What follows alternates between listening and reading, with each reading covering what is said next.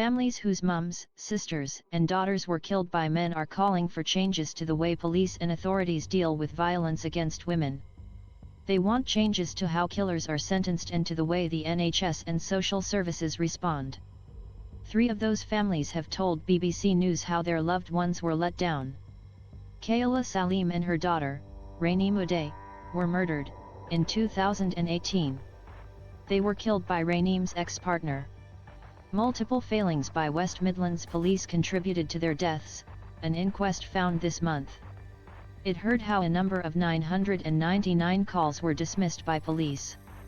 Noor Norris, Kayla's sister, wants a change to the way domestic abuse victims are treated.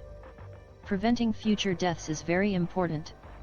What we have seen in our case was devastating.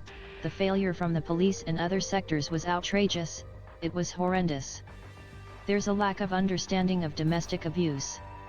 We're looking for more training on domestic abuse so police officers can deal with it as a very serious matter. Noor believes there is a lack of knowledge within the police about how to deal with domestic abuse, from call handlers to senior officers. Noor says despite Rainim ringing 999, police officers didn't come out, even though he was attacking her. She says, "I don't know what it takes for change to happen. Is it more women to die? More violence?" Julie Devi's 24-year-old daughter, Poppy, was murdered in 2018 by her ex-boyfriend, who attacked her with a kitchen knife in their flat.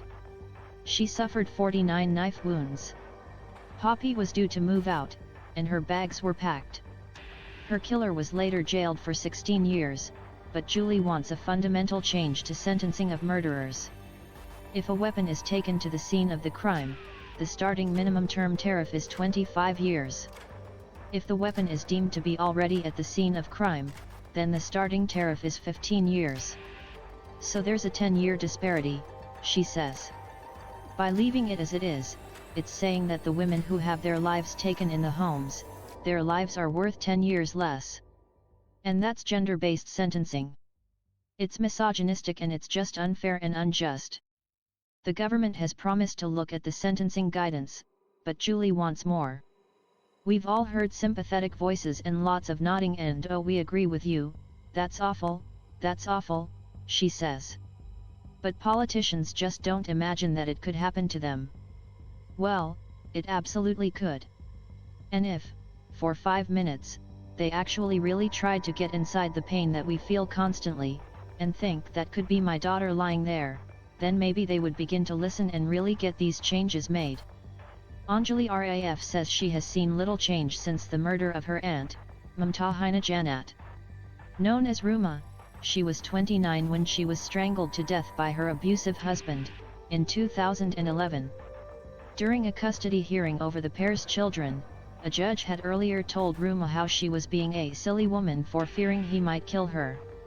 She spent 5.5 years trying to convince the police, the judicial system, the children's services, that he was a dangerous man, and nobody believed her.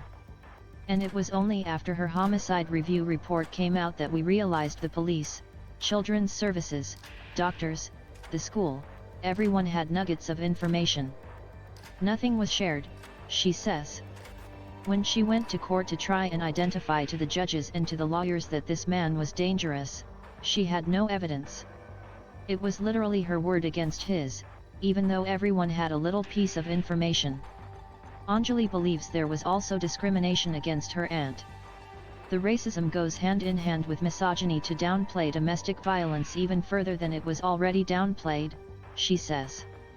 She says she is joining other families who have lost loved ones to say we're no longer willing to wait anymore. She adds, "We want you to listen to us," is really crucial. According to the latest official crime statistics, between April 2020 and March 2021, 177 women were murdered in England and Wales.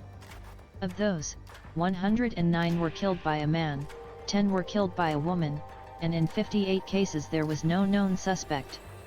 The latest figures also show 1.7 million women experienced domestic abuse last year.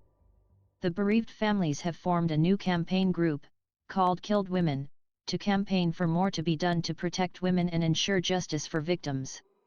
The group also includes the families of Ellie Gould, who was murdered in 2019 by her ex-boyfriend, Suzanne Van Hagen, who was killed in 2013, Banaz Mahmoud, murdered in 2006 by her father and uncle, Jan Mustafa, murdered by a registered sex offender in 2019, and Gemma Marjoram murdered by her estranged husband in 2020.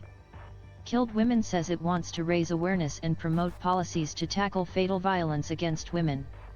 The group is already backed by leading charities, as well as MPs from across the House of Commons.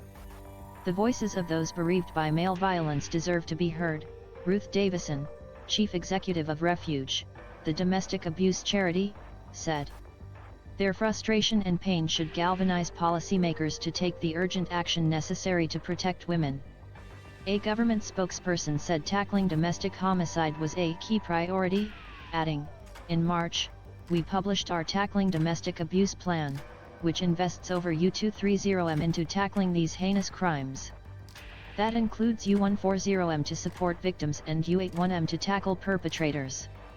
The spokesman said the plan included a domestic abuse and domestic homicide prevention pilot and investment in healthcare settings to help identify and refer victims for support.